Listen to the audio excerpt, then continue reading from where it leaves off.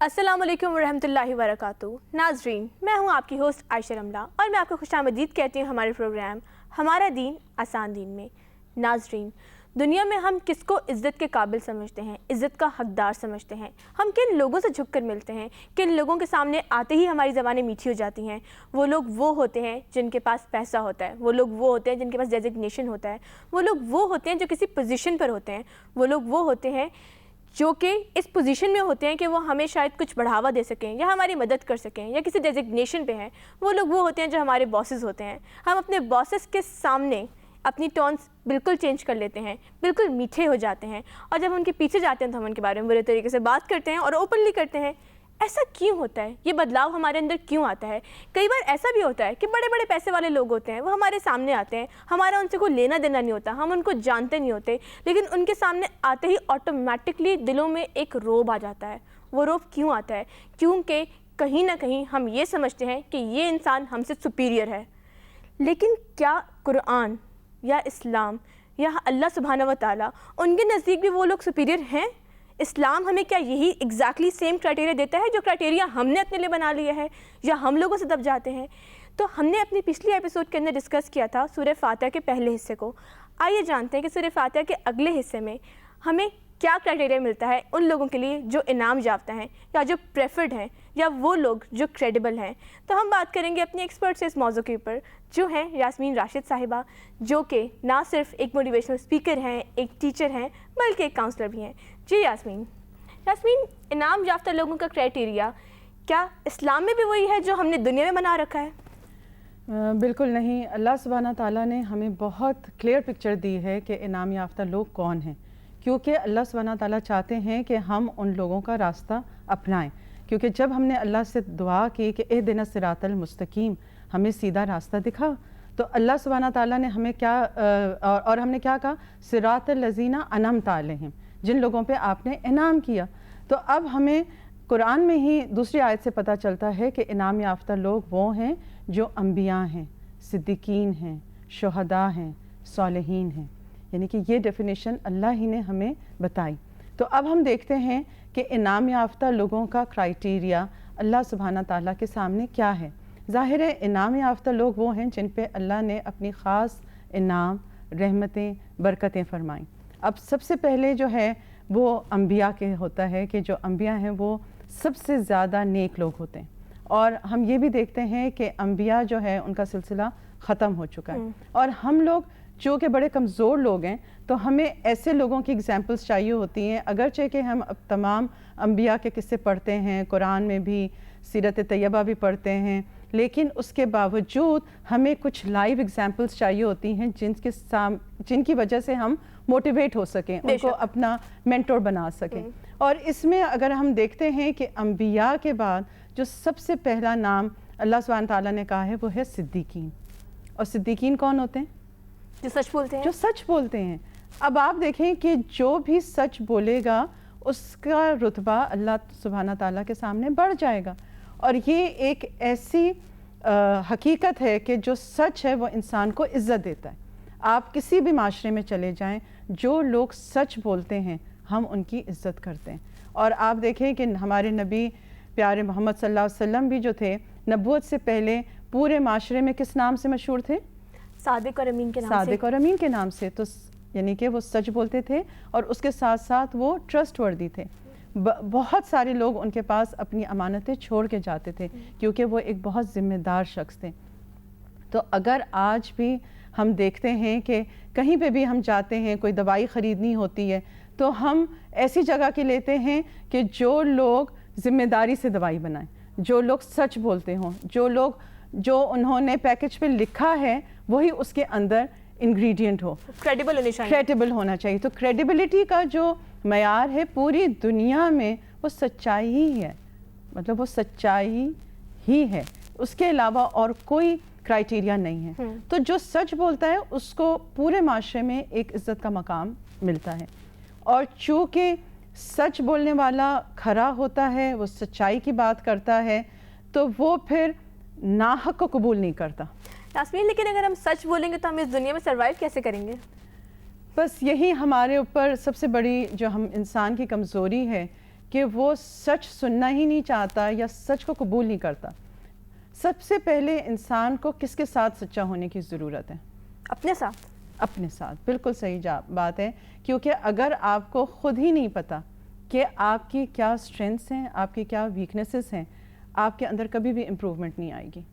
آپ کو اگر آپ یہ سمجھتے ہیں کہ مجھے سب کچھ پتہ ہے، مجھے سب کچھ آتا ہے اور مجھے اپنے آپ کو چینج کرنے کی ضرورت نہیں ہے، تو پھر آپ کبھی بھی ترقی نہیں کریں گے. آپ جہاں کھڑے ہیں وہیں رہیں گے.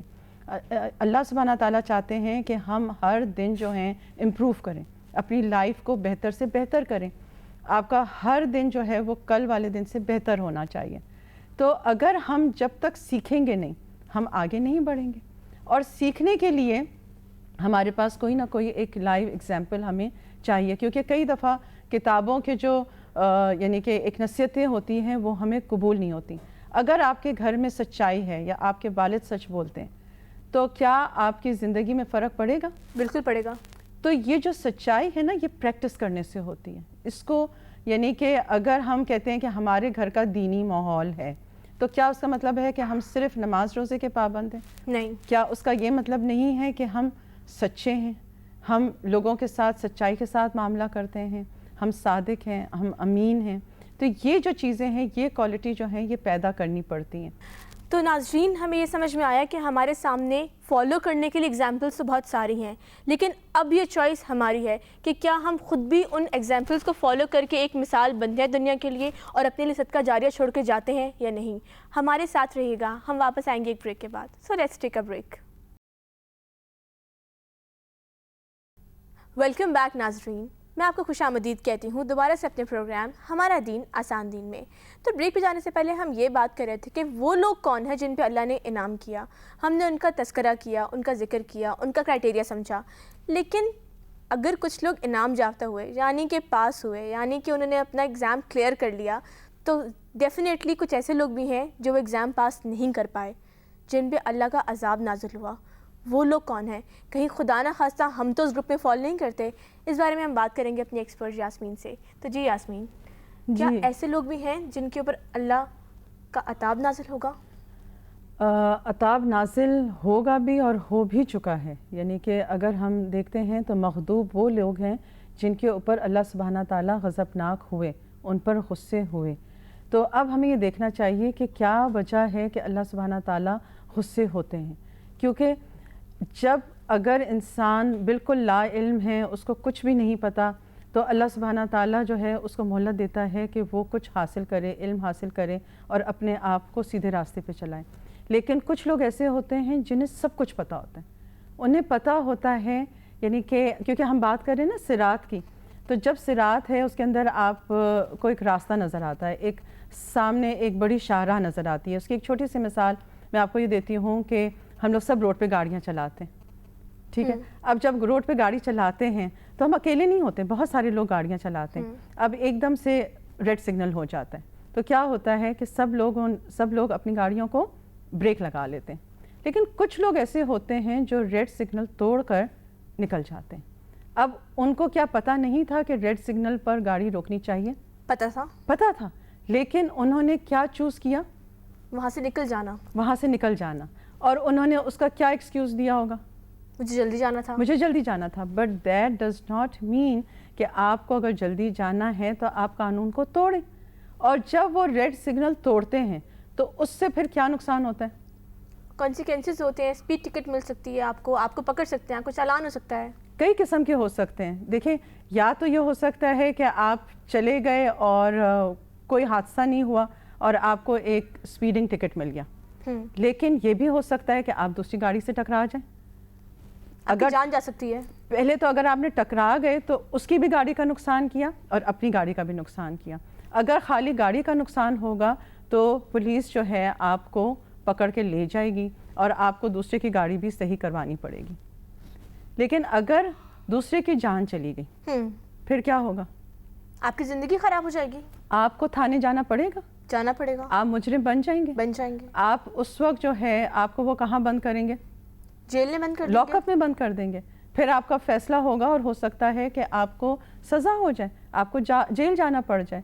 اور اگر واقعی آپ کی غلطی تھی اور جان بوجھ کے آپ نے دوسرے کو مار دیا تو پھر ہو سکتا ہے کہ آپ کو اس کی سزا بھگتنی پڑے.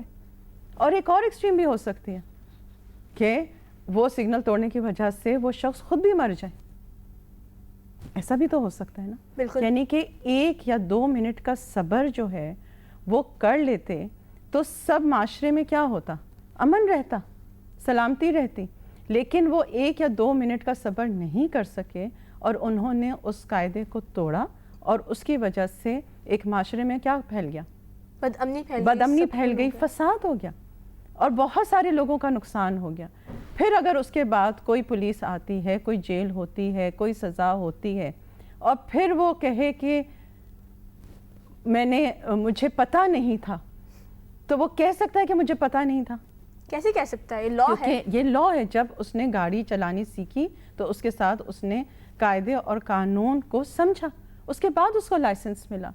تو یہ جو وجہ ہے کہ علم ہونے کے باوجود اگر ہم کوئی بھی حدوں کو کراس کرتے ہیں تو سزا ہوگی.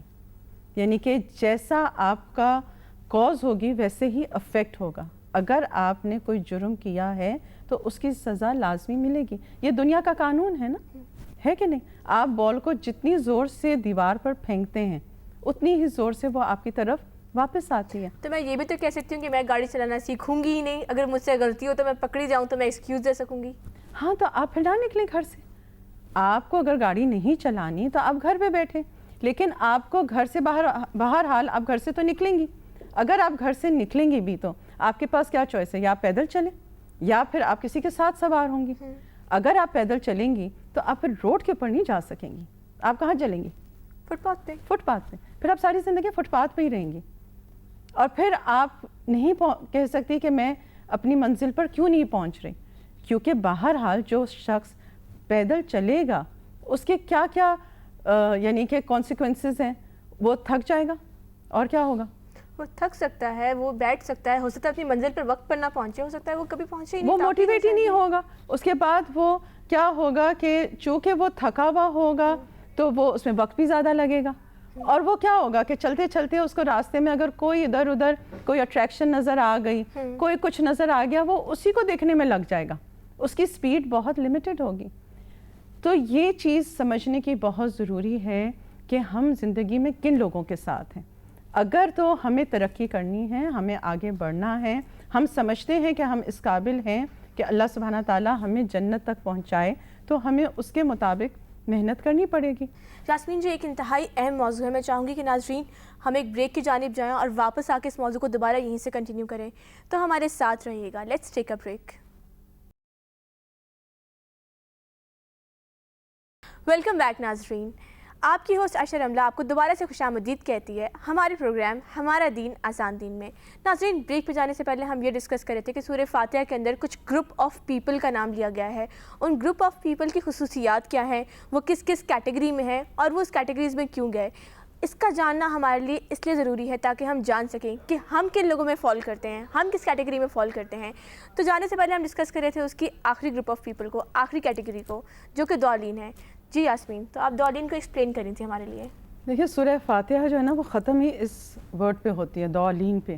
تو اس کو واقعی سمجھنا بہت ضروری ہے, کیونکہ مجھے لگتا ہے کہ میجورٹی آف دا پیپل جو ہوتے ہیں نا وہ اس گروپ میں رہ کے اپنے آپ کو ایک طرح سے خوش سمجھتے ہیں. اور ان کا جو بیسک کانسیپٹ یہی ہے کہ ہمیں راستہ پوچھنے کی ضرورت ہی نہیں ہے. ہم جہاں جا رہے ہیں, جیسے چل رہے ہیں, گاڑی تو ہم چلا ہی رہے ہیں نا, یعنی کہ ایک زندگی کی گاڑی ان کو مل گئی ہے اور وہ اس کو چلا رہے ہیں. اب صرف چلانا جو ہے وہ ہمارا مقصود نہیں ہے, ہم سب چاہتے ہیں کہ اپنی منزل پہ پہنچیں. یعنی کہ غفلت پہ رہنا ان کی چوائس ہے. بالکل, کیونکہ اگر آپ صرف گاڑی چلا رہے ہیں اور آپ کو پتہ ہی نہیں کہ آپ جا کہاں رہے ہیں اور آپ تھک ہار کے گھر آ جاتے ہیں تو آپ نے کچھ بھی نہیں پایا. اور اس کے لیے جو گمراہ ہیں یا جو راستہ گم ہو گئے, ان کے ساتھ جب انسان رہتا ہے نا تو ایسے لگتا ہے کہ ان کی زندگی جو ہے بڑی انجوائبل ہے. آپ زیادہ تر دیکھیں گے کہ وہ جو لوگ ہیں, اگر کسی کو بھی آپ نصیحت کرنا چاہیں یا ذرا سی بھی کوئی بات کریں, اگر وہ آپ کے اپنے بچے بھی ہیں اور وہ ذرا سا اپنے دوستوں کے ساتھ مست ہیں اور آپ ان کو کہیں کہ بیٹا یہ کرو وہ کرو, تو ان کو اپنی ماں یا باپ یا نصیحت کرنے والا استاد کیا لگتا ہے؟ بڑا برا لگتا ہے. ایکچولی دشمن لگتے ہیں اور وہ اپنے دوستوں سے جا کے باقاعدہ کمپلین کرتے ہیں کہ ہمارے جو والدین ہیں بہت اسٹرکٹ ہیں، اور اس کی وجہ سے وہ اپنے ان دوستوں کے ساتھ رہنا پسند کرتے ہیں۔ دیکھیں اللہ سبحانہ تعالیٰ نے ہمیں والدین کی چوائس نہیں دی، بہن بھائیوں کی چوائس بھی نہیں دی، یہ اللہ کی پلاننگ تھی۔ آگے شوہر بھی جو ہوتا ہے اس میں ہماری چوائس ہوتی ہے، لیکن وہ بھی ایک نصیب ہوتا ہے، اور اس کے بعد پھر اگر آپ بچے دیکھیں تو وہ بھی اللہ کا ایک انعام ہوتا ہے۔ لیکن جس میں چوائس ہوتی ہے وہ ہے دوستوں کی دوستی یا صحبت۔ یہ جو صحبت ہے نا، اس کا ہماری زندگیوں میں بہت بڑا امپیکٹ ہے۔ جو ان کے صحابی تھے انہوں نے دین کی بہت خدمت کی، اور اس کے اندر ہم دیکھتے ہیں کہ انہوں نے بھی قربانیاں دی۔ نبی صلی اللہ علیہ وسلم کی زندگی میں صحابہ کرام کا بہت بڑا رول تھا۔ بے شک نبی صلی اللہ علیہ وسلم جب اکیلے ان کو جب نبوت ملی تو جو ان کے اوپر سب سے پہلے ایمان لائے وہ تھے حضرت ابو بکر صدیق، جو ان کے بہت اچھے دوست تھے۔ تو جب ایک دوست بھی آپ کے ساتھ ہوتا ہے تو آپ کا جو ہے حوصلہ ہو جاتا ہے، کیونکہ اکیلا شخص جو ہے نا کبھی بھی وہ تنہا دین کے اوپر نہیں چل سکتا، کیونکہ اس کو جو ہے ایک پیئر پریشر ہوتا ہے، سوسائٹی کا پریشر ہوتا ہے، شیطان کا پریشر ہوتا ہے، نفس کا پریشر ہوتا ہے، اور وہ بھٹک جاتا ہے۔ تو اس لیے ایسے لوگوں کا ہونا بہت زیادہ ضروری ہے جو اس کو دین کے اوپر استقامت دیں۔ اسی لیے جن بچوں کے اچھے دوست ہوتے ہیں، اچھے ساتھی ہوتے ہیں، وہ پھر ان کو اچھائی کی طرف لے کے جاتے ہیں، اور اسی لیے چوائس جو ہوتی ہے وہ ہماری اپنی ہوتی ہے کہ ہم کن دوستوں کو یا کن محفلوں کو چوز کریں۔ بہت شکریہ یاسمینہ، آپ نے ہمارے لیے ان گروپس کو بہت اچھے طریقے سے کلیئر کر لیا۔ ناظرین، میں امید کرتی ہوں کہ آپ کو بھی اتنے ہی اچھے طریقے سے سمجھ آیا ہوگا جس طریقے سے مجھے سمجھ آیا ہے۔ جو میں سمجھ پائی ہوں وہ یہ ہے کہ آپ کس کیٹیگری میں جا کے فال کرتے ہیں، چاہے وہ بھٹکے ہوئے لوگ ہوں، چاہے وہ انعام یافتہ لوگ ہوں، کہیں نہ کہیں اس میں ایک بہت اہم رول آپ کے ساتھی پلے کرتے ہیں، آپ کا سرکل پلے کرتا ہے۔ تو چوز یور سرکل وائزلی۔ آپ اپنا سرکل بھی دیکھیں کہ آپ کن لوگوں میں اٹھ رہے ہیں، بیٹھ رہے ہیں، اور اپنے بچوں کا سرکل بھی دیکھیں کہ وہ کن لوگوں میں اٹھ رہے ہیں اور بیٹھ رہے ہیں، کیونکہ کہا جاتا ہے کہ جب کوئی انسان خوشبو کی دکان پہ جاتا ہے تو جب وہاں سے واپس لوٹتا ہے تو اس کے کپڑوں سے بھی خوشبو آتی ہے، اور جب کوئی انسان کسی کوئلے کی خان میں جاتا ہے اور واپس آتا ہے تو وہ کالک لے کر ہی آتا ہے، چاہے وہ وہاں کام کرتا ہو یا نہ ہو۔ میں امید کرتی ہوں کہ آپ کو ہماری یہ کوشش